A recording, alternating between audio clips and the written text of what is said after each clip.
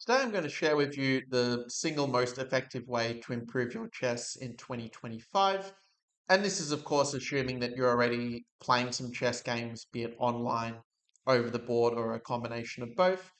And it's also assuming that you're already learning from those games, such as checking it with the engine and seeing how you could improve your thought process. But how can we best learn from the games of other players is something you may have been wondering. Here we see this game between Magnus Carlsen against Hikaru Nakamura in the Tiled Tuesday 2025. And what you're seeing here is me using ChessBase 17, basically using this feature known as replay training. You can sort of see I've clicked here, just where my mouse is kind of hovering. And basically, what it does is it covers up the moves, so you can try to guess the moves that were played. And you can sort of see here that it already shows the moves of the opening. So if you're wondering, well, I don't know the opening, what do I play? It gives you a bit of a hint so you can kind of get straight to the key position in a sense. So as it was, yeah, kind of a lot of decent moves that both sides can kind of play here. But yeah, basically for this, we're kind of seeing both sides playing quite natural moves. But really, what's so powerful about this method is that rather than say just playing through the game passively and just relying on taking things in with pattern recognition, which is how I used to mainly play through games, or say analyzing it but just going through the engine lights. This version of what it's a technique usually called solitaire chess, of like covering up the moves and trying to predict the moves yourself. Yeah, it just allows you to much more easily actually think about the game from a human point of view, to really train your thought process. And then something that's really nice as well is that you don't necessarily just have to play the move that was played in the game in order to learn from the game, because what will happen is if you do play a move that's also a good move, then our Stockfish will, the sort of program on the side, will basically tell you like whether it was a good move or not, as such. And so it means you're not going to get penalized if you play a different move that's also good. But you can also learn a lot from the moments where maybe you don't find the best move in the game. Like for example, you played knight d5, like it would tell you it's not a good move, and then you'd have the task of figuring out why exactly it's a mistake. Again, getting you to think about it for yourself rather than just giving you all the answers and your brain kind of switching off. So we're going to trade with queen takes e5. And to be clear, I have played through this game, so some of the moves I may recall, like for example, here I do remember that Nakamura did play the move of bishop b6 to keep the bishop on long diagonal. But still, you can kind of see, yeah, the power of doing this in a way you actually have to think for yourself. So yeah, after knight c3, might think there may be some different ways to try and defend the pawn in this position. But a move like d4 is not going to be so appealing when you sort of block in the bishop. And that's why, at least if I remember correctly, I think Hikaru played bishop e6 here. Yes, he did. So knight to a4. And yeah, this one's also an interesting position. You're seeing that Carlsen's trying to reclaim the bishop pair in this case. And if I could fold up with bishop e3, maybe there could be some annoying pressure against the b6 pawn from there. Also, if you're enjoying the video, do make sure to leave a like and also to subscribe to the channel for more ones like this. Trying to remember if Nakamura played d4. I kind of have a feeling he might have actually at this point. So I'm going to give it a try, I think, and see how it goes. I will admit I'm sort of a bit biased. I do remember there were opposite colored bishops later on in the game, but let's see if this is a good move. Yeah, it says that the move's okay, but then in the game, Black did keep the bishop pair, which, you could kind of understand. I'm guessing he chose d8 rather than c7 just to avoid a potential trade of the dark squared bishops. This way you can kind of keep more pieces on the board. I'm kind of curious where it went bishop f6 or castles, but I'm probably going to just castle here, I would say. Yeah, it turns out that you can sort of see here, like that here I actually found a more precise move than Nakamura did in the game. And so I actually kind of like got rewarded for it in the scoring. That's really well, I'm sort of suggesting the replay training specifically in chess base is the most powerful. Because if you do it some other ways, like covering up the moves with a piece of paper, like when reading a book, well, if its move isn't covered in the book or it wasn't played in the game, well, you might not know whether you got it right or whether if you found a good alternative answer, or if, you did made a mistake and you just isn't so clear why in a sense. But here you do get that more direct feedback, and Okay, we're going to castle. I probably could have played that move a bit more quickly, but it is what it is. Kind of lean towards rook c8 maybe in this position. But there's some choices here. It's white's idea might also be to go knight f4 and try to put some pressure on the bishop, on the pawn as well. It's kind of an interesting position. If I go rook fc8 as the advantage after bishop d4, that pawn might stay defended, but it also leaves the a8 rook kind of passive. And I could probably move bishop at d4 with b6 anyway, so I don't think it's that big of a problem. So I'm probably just going to play rook ac8. I could see a lot of moves being reasonable though, but I'm going to just challenge. And okay, again, I'm playing rook fc8, so similar kind of idea. Again, it didn't get penalized for putting the other rook there. Um, yeah, knight f4. There's actually is kind of interesting. I'm getting absorbed in the position a little bit here. But yeah, this knight 4 is actually kind of an annoying move, I have to admit. Like, just it's not as though there's some immediate threat because like knight 6 fe6 improves the structure, but yeah, just finding some healthy moves is actually not so easy here as black. So actually going to be thinking about this one a little bit because I'm kind of curious what the move's going to be. Um, I mean, I don't think sacking d5 pawn is ever really going to be a thing here, but maybe knight b4 could be an idea. And I go knight c6 and try to kick the bishop away. It's kind of using the fact that they left its square behind. It's sort of a question I often sort of will ask my private students during chess lessons is, well, what was the square or what were the squares left behind by your opponent's last move? They can often be a way to come with good candidates if you're a little bit stuck. And so I'm going to do that here. And it is, in fact, yeah, the best move. So, and also one that Hikaru played in the game. Obviously, data knight c3 is to meet knight c6 with knight takes d5. And so, because then if you take, they're going to have knight e7 and this fork at the end. That's the idea. And I could see a few decent responses potentially. I mean, rook d8, as weird as it looks, it does prepare the move of knight c6. But then there's also question one if they're going rook cd1 or something. Maybe I have some tricks, so like d4 maybe.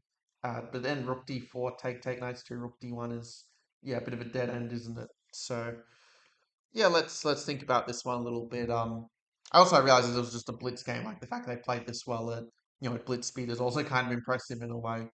Um, but yeah, rook d8, rook d1. I'm a bit stuck in that moment. So thinking if there's some other candidate, because obviously if you do nothing like a3, knight c6, they can take the pawn on d5. But maybe that gives an idea to move the bishop as sort of a prophylaxis, like bishop f8 or something, or bishop d8, bishop g5 kind of moves like this. Where you're sort of just saying, well, after a3, knight c6, don't have knight d5 anymore if the bishop's not on e7. You could also even play a move like rook e8, maybe with very similar kind of logic. You're just sort of defending the bishop in anticipation of, of them going a3 and such. So, yeah, there's probably a few decent moves, but I think I'm going to lean towards the move of rook e8. Okay, so it turns out bishop g5 was played, going for this little pin here. So, okay, it makes sense. I'm guessing it's just knights. Actually, knight c6 isn't the only move here, in fact, because then rook d1 can be a little bit annoying, maybe. Kind of wondering if there's even any merit to taking on f4, and if bishop f4 kind of going d4 and just having this, like this discovered attack on a2, as it were. It does simplify things a little bit quickly. It is a little bit forcing, but maybe it actually has some merit to play something like this. Because if they take with the pawn, then they do have a bit of a awkward kind of structure with the double pawns. And I will admit I'm probably biased by the fact that it was an opposite coloured bishop ending the rows later in this game, but do you think I'm probably going to take on f4 here, actually? Let's see. It's okay. It turns out, yeah, knight c6 was played, but this move's also okay. Now, I think if he gets in 96... Well, to be clear, if I play d4, then he can play 96, take 94, and this structure's a little bit disjointed. So I think maybe it's the right time to take on f4 here. Let's see, though. Like, rook d8 is also a move here, of course. Like rook d8, try to get the bishop out of the way and then maybe take at a better moment, for instance. But then rook d8, bishop c7 is a bit tricky. Like rook d7, knight f takes d5, take knight takes, and yeah, and might have. I don't have rook c8 because there's knight f6 takes rook d7. It defends the c7 bishop with the capture. So I think rook d8 doesn't really work. d4 just doesn't feel right. So I'm guessing it's probably just takes, which is indeed the move that was played. I think d4 was what he played afterwards, unless knight b5 is kind of annoying. But I guess bishop c4, knight d6 though, bishop e2, rook d2, and yeah, that just wins the exchange. So maybe, of course, bishop c4 is not the only move. Like, but if d4, knight b5, rook d8, knight c7, rook c8, take fe6, and e5 is probably just fine for black there, I guess. With just like there's extra space to work with. D4, knight d5, rook d8. Just think if there's anything else I can try, like rook c1, just keeping the pressure, and say if rook c8, knight d6, and well, I was gonna say if rook c7, yeah, knight b7 takes rook 6, rook b2. Okay, it's actually kind of okay for black there. You get sort of enough counterplay. But that's sort of why I'm tossing up between d4, rook, and rook to d8 in this position. I mean, if I go rook d8, if he goes knight b5, do I even have better than d4 anyway in that spot? Not so obvious. Because if he gets knight d4 there, it's just like very play for two results kind of position. To be fair. I mean, maybe it just transposes, it doesn't actually make that big a difference, but I think I will play d4. Yeah, I'll play d4, which is what was played in the game. Cool. Yeah, so I'm guessing rook d8 was the move that was played at this stage, because not really sure what else you play otherwise here. Yeah, because also with rook d8 knight d6, there's also a little trick with g5 actually, where you have this really fun line with like knight b7, g takes f4, knight d8 takes gf4. And it's another thing as well, like I know it is sort of more like interactive what I'm doing going through the game, so you can kind of feel it for itself what it's like to actually go through it. Obviously you can also pause the video at different times and try to figure out your own decision and compare it with my thought process. But it's also really trained your visualization a lot. Even just taking the time to try to follow along with the variations I'm sharing and to basically, yeah, just kind of keep a track of it in your mind. Even if it's going to be a little bit hard for you at first, it definitely will help you visualize a lot more strongly than if I was just moving all the pieces around all the time, like in a maybe more entertainment kind of video. But ultimately, I think I'm going to play the move rook d8 in this position. Bishop g4 did occur to me, but I don't see the follow-up after f3, so I'm just going to defend.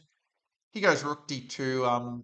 Obviously, you don't want to run in rook d5, knight c7. That would be a little bit unfortunate, of course. But yeah, this is a little bit of a key position here where, I mean, rook d7 seems very natural. Like rook d1, rook d8 just seem very, very healthy for black.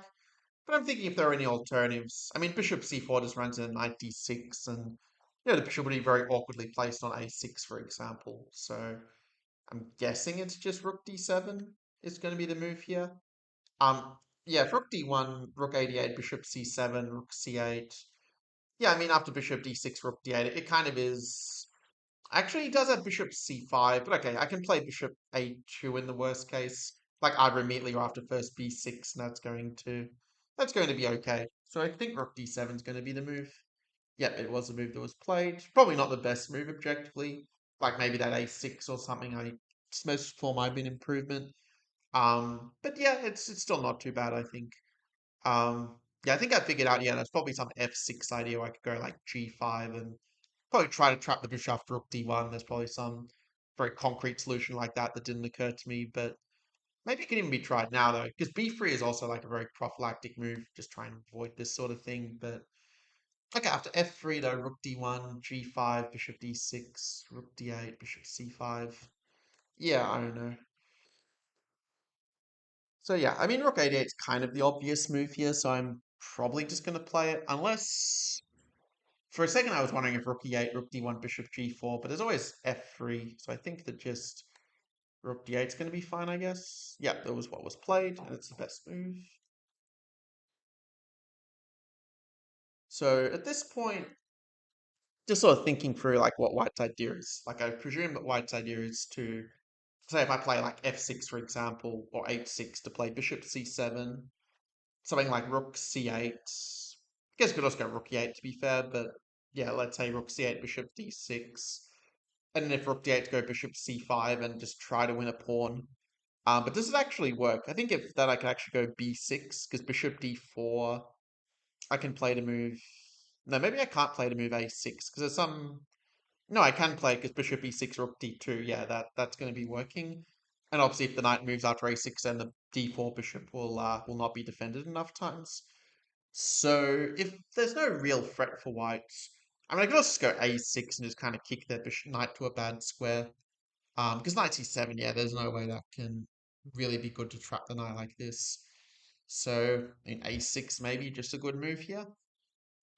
Let's play it. Yep, it's the very best move. There we go. Now, maybe now the f6 idea might work a little bit better, actually. I'm just going for g5, and I can play h4, but maybe that's a little bit loosening. Like an h6 and g5 may come with renewed strength when you've got a little bit of a hook there. So yeah, let's play f6. I think I'm gonna trust my intuition there. It is indeed the best move. So I was saying h6 and trying to get in g5, because the thing is if they go h5, you can then go bishop g4 and kind of win their pawn is sort of what I was thinking as well.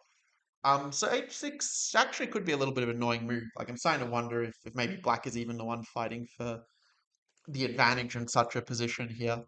Because it does feel like white's position has kind of progressively got a little bit worse, like with some of the knight moves and the bishop being weirdly placed. Yeah, I think I'm going to play. I was also considering rook d5 and preparing g5 that way.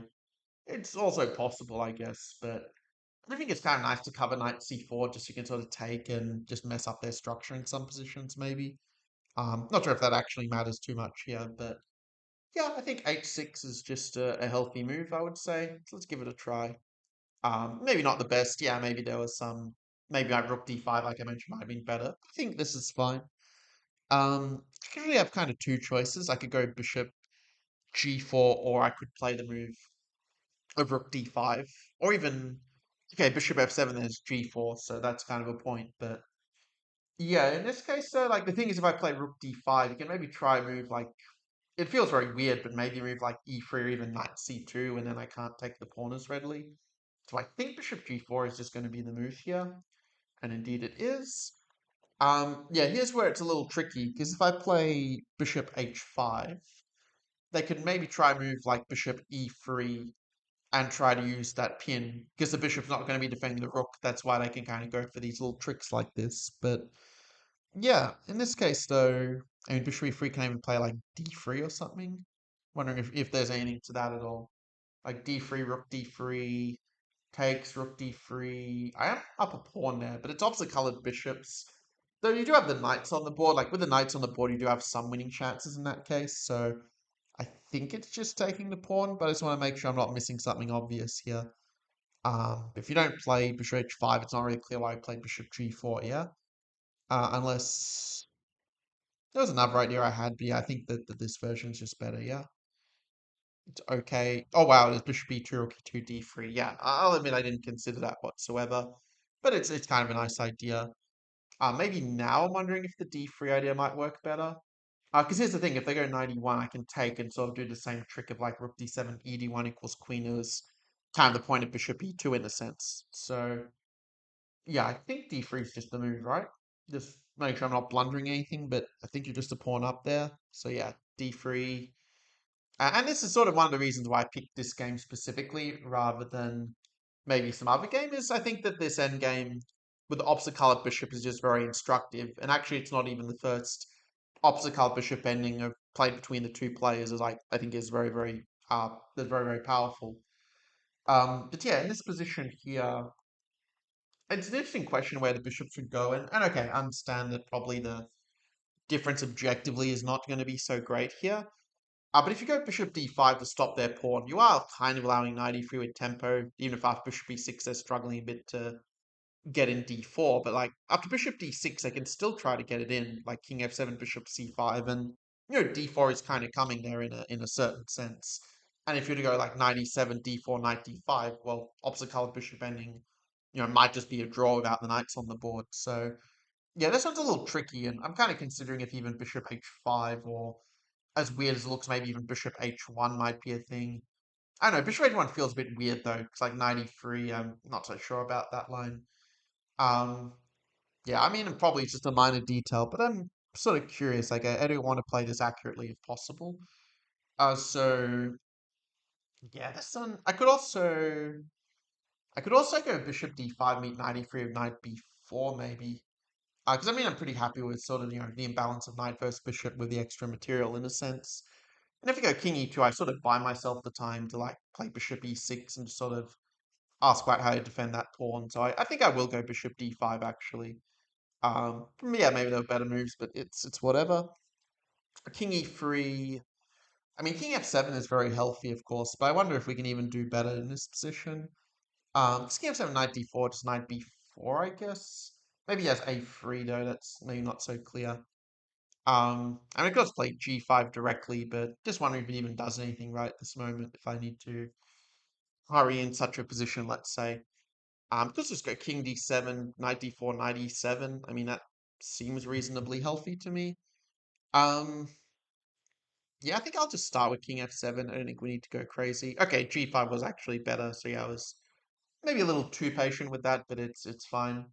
I could go f5 maybe. No, but then knight d4. I don't really want him to attack my pawn, so I think that I could just go h5. Maybe that's a better way to fix his pawn structure in place. Yeah, okay, let's play h5, I think. Okay, king f7 is better, yes, I kind of yeah, had the move order a little bit wrong. Kind of funny like how my rust of like not really looking at chess much in the last month, probably showing more in the end game than the middle game, weirdly enough. But anyhow, I think we should just keep the knights on. I think this is fairly evident. I wonder if knight e5 is a thing here. But then knight f5, king g6, knight e7 is annoying.